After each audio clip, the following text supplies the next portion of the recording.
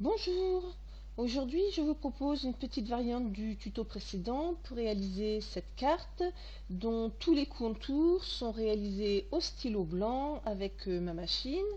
Donc c'est parfaitement réalisable avec n'importe quelle machine silhouette, Curio, Cameo, Portrait ou même les machines ancienne génération, du moment que vous avez le porte-stylo ou des sketch pens. Donc je vais vous montrer comment faire.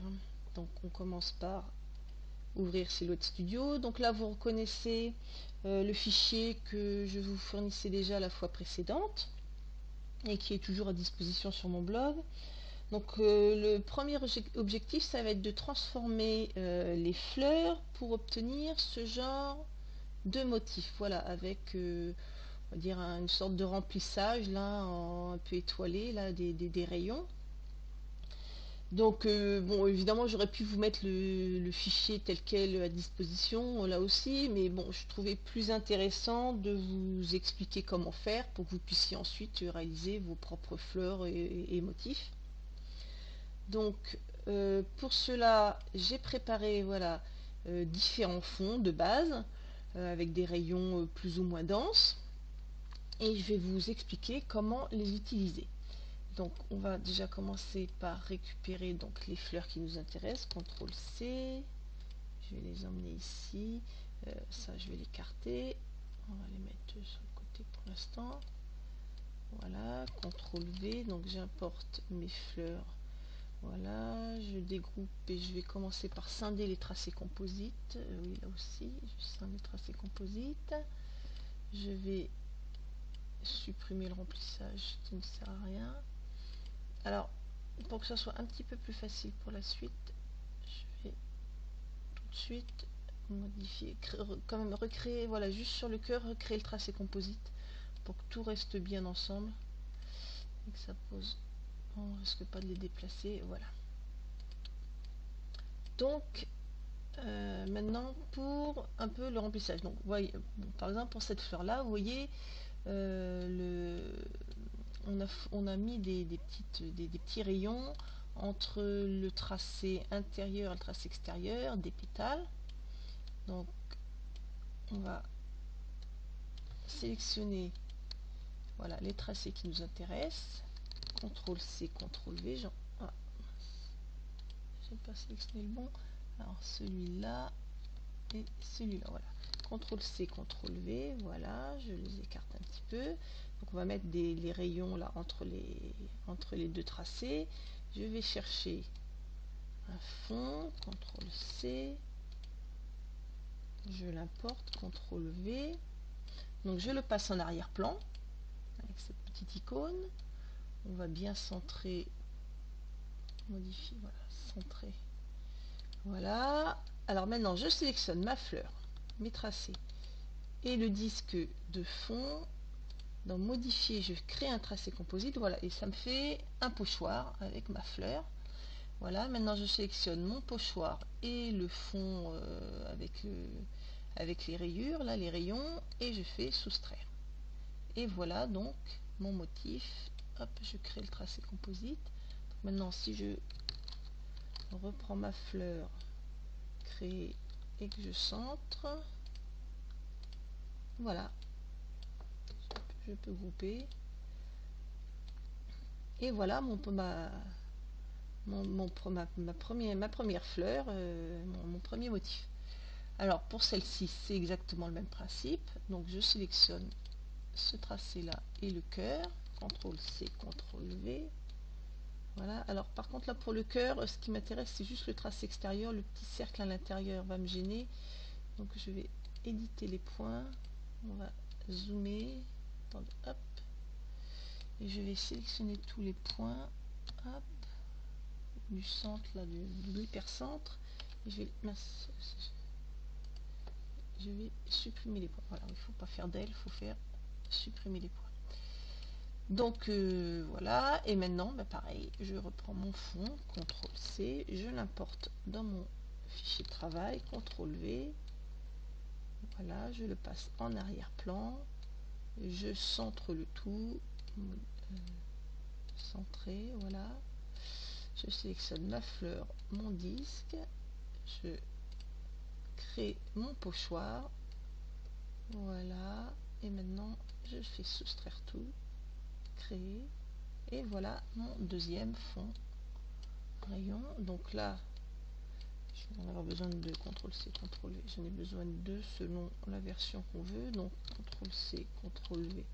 Donc dans la première version, j'ai gardé tous les tracés de ma fleur,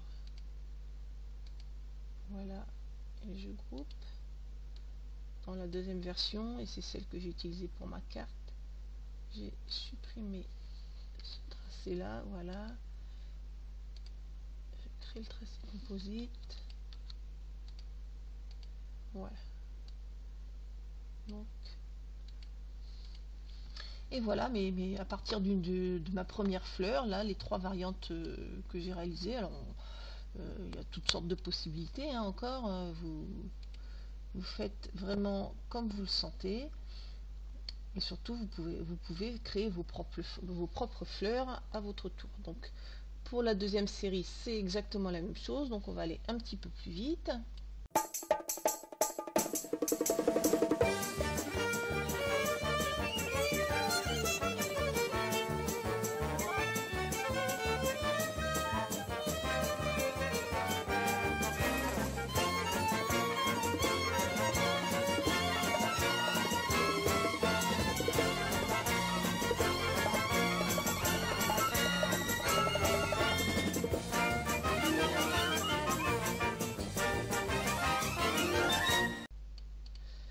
Et voilà donc les trois variantes, hein, que j'ai réalisées vraiment très facilement une fois qu'on a compris le principe. Voilà, donc ça j'en ai pas besoin, je supprime. Et maintenant on n'a plus qu'à créer notre carte en utilisant les différents éléments pour constituer notre motif. Donc j'ai déjà préparé, vous voyez, mon fond de carte avec mon rectangle de base. Donc on va chercher les éléments décoratifs, CTRL-C, je les importe dans mon fichier de travail, CTRL-V, voilà, donc ça, les fleurs qui m'intéressent. Je vais aussi aller prendre, voilà, les volutes, ces éléments-là, CTRL-C, CTRL-V, voilà, j'importe. Et après, ben, comme dans le tuto précédent, on va constituer notre motif.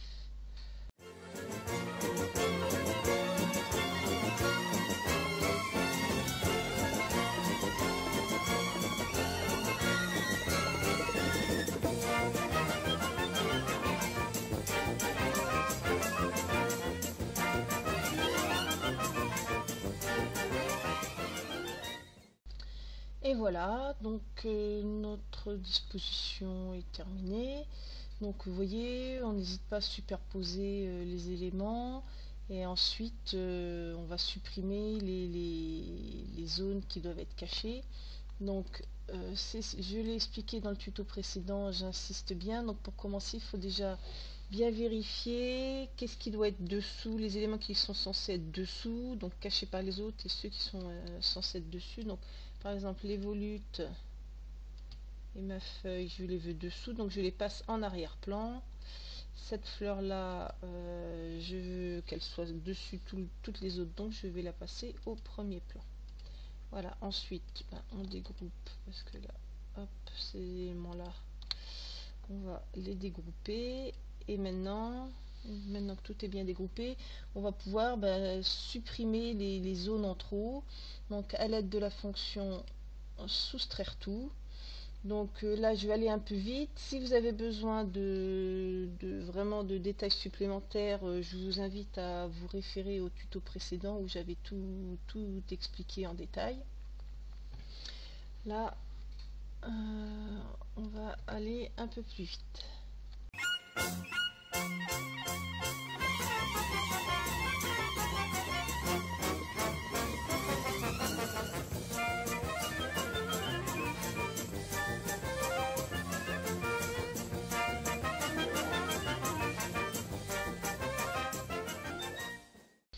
Donc voilà, notre motif est maintenant à peu près terminé. Je vais ôter les remplissages, voilà.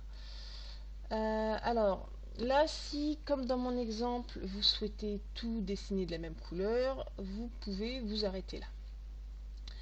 Si jamais vous souhaitez utiliser plusieurs couleurs différentes, des stylos de couleurs différentes pour tracer vos motifs, par exemple si vous voulez dessiner cette fleur en rouge, celle-ci en bleu, si on zoome, vous voyez que là, à la zone de jonction, il va y avoir un double passage du stylo, et en plus dans des couleurs différentes, donc ça risque d'être un peu problématique et de faire un peu cracra. Donc pour éviter tout souci, moi ce que je recommande, c'est de systématiquement supprimer les zones en double. Donc pour cela, alors là c'est un groupement, donc je vais dégrouper d'abord.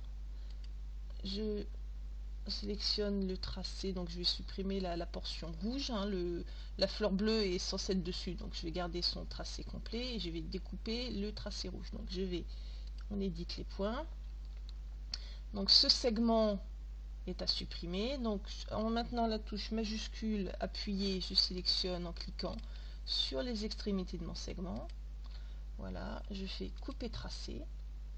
En modifier, on fait scinder le tracé composite. Et maintenant, on peut sélectionner juste le segment et l'effacer, touche d'aile, voilà. Et l'opération est répétée à la jonction de tous les éléments, hein, les volutes sur les fleurs. Donc maintenant que je vous ai donné l'explication, je vais aller un peu plus vite.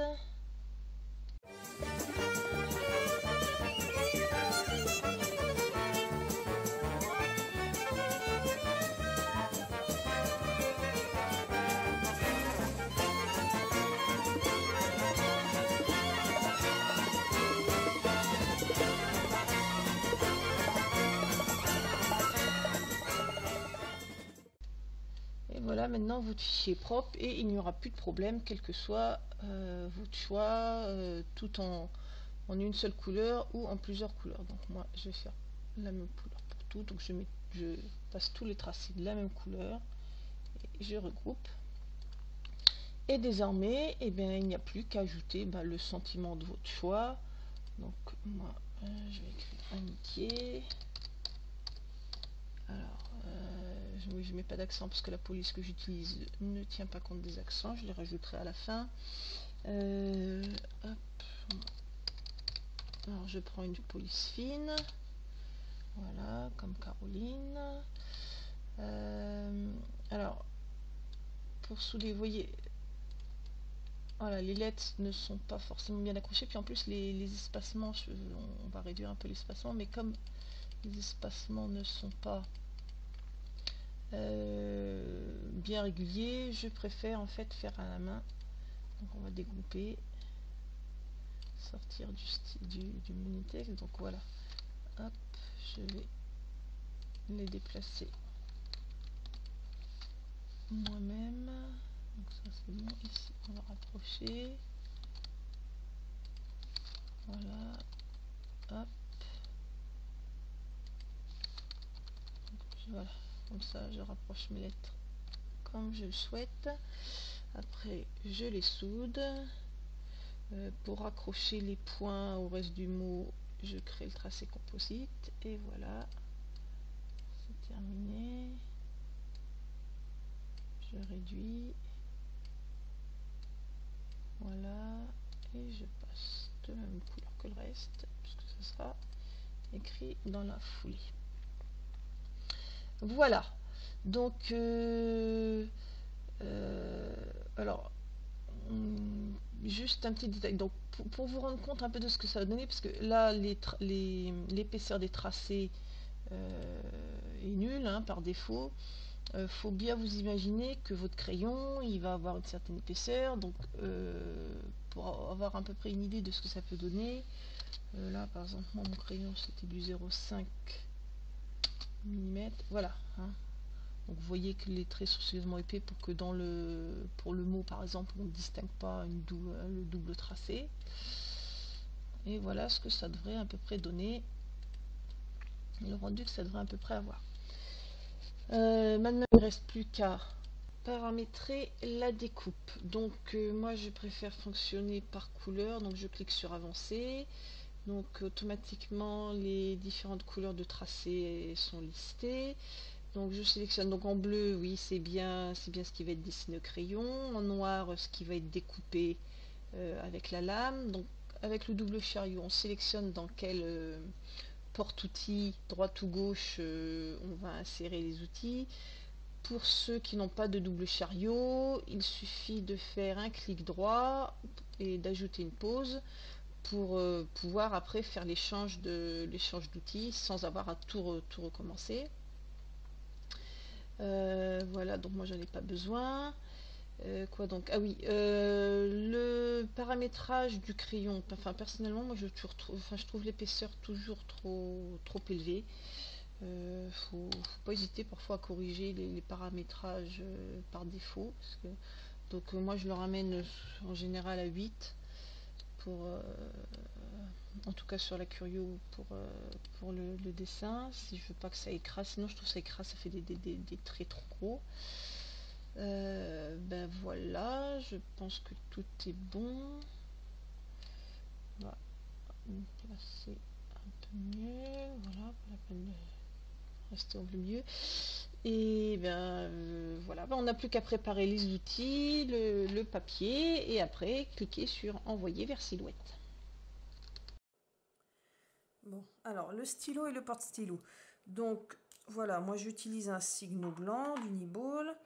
Le porte-stylo, c'est le porte-stylo Silhouette à 3 bagues. Donc je vais vous montrer comment ça fonctionne. Alors déjà on commence par choisir la bague adaptée à la taille du stylo. Donc voilà, la bague bleue est beaucoup trop petite. La plus large, voilà, alors là elle est vraiment beaucoup plus lâche, la bague glisse et n'accroche sur rien. Donc on va prendre la bague intermédiaire, la blanche. On enfile le tout dans le corps du porte-stylo. Voilà, on commence à visser. Et après, la pointe du stylo doit dépasser d'environ 2 mm. Alors pour être sûr de bien mettre son stylo à la bonne hauteur, on utilise le capuchon. Voilà. Et alors, voilà, la pointe doit arriver en butée contre le fond du capuchon. Donc là vous voyez, hop, ça dépasse trop, j'enfonce. Voilà, ça arrive pile poil ce qu'il faut, on serre bien. Et voilà. Alors, le problème, en l'occurrence, alors c'est peut-être lié à l'âge de mon porte-stylo qui donne des signes de faiblesse, mais j'en suis pas sûre. Voilà, c'est la bague, voilà, ne tient pas forcément très bien mon crayon. Voilà, il y a un peu de jeu. Hein, on voit qu'on peut légèrement bouger, la pointe bouge. On peut serrer, ça va pas changer le problème. Et c'est problématique parce qu'en cours de tracé, ça peut déformer les lignes. Donc l'astuce la plus communément partagée sur internet, c'est de mettre des épaisseurs de scotch autour du stylo pour élargir un peu le diamètre et qu'il y ait moins de jeu dans voilà, que ça remplisse davantage la bague. Moi personnellement j'ai horreur de ça parce que je trouve ça fait cracra, puis ça me gêne si je veux utiliser mon stylo après pour écrire. Donc je vous partage mon astuce qui consiste tout simplement à utiliser un élastique. Voilà, que je mets autour de mon stylo. J'enfonce ensuite. Voilà, j'enfonce un peu. J'enfonce la bague. Hop. Voilà. Je visse.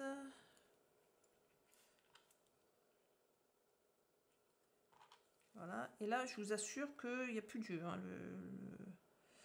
On peut y aller. Le stylo ne bouge plus. Et bien maintenant, il n'y a plus qu'à mettre dans la machine.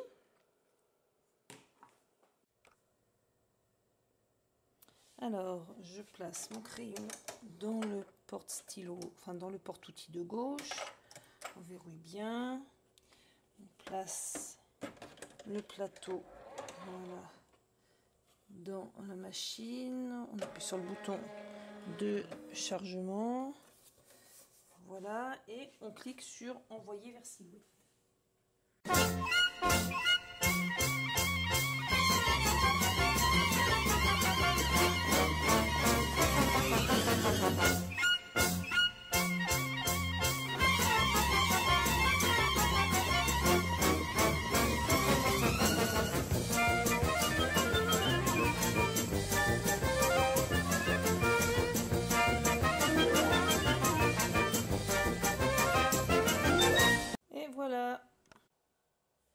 Donc voilà ma carte.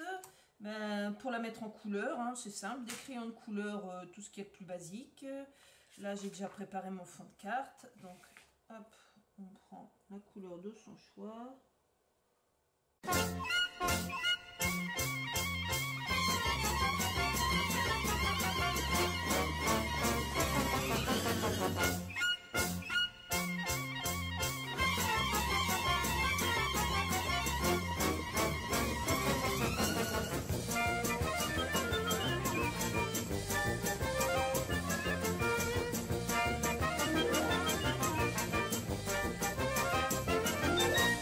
Et voilà, notre carte terminée.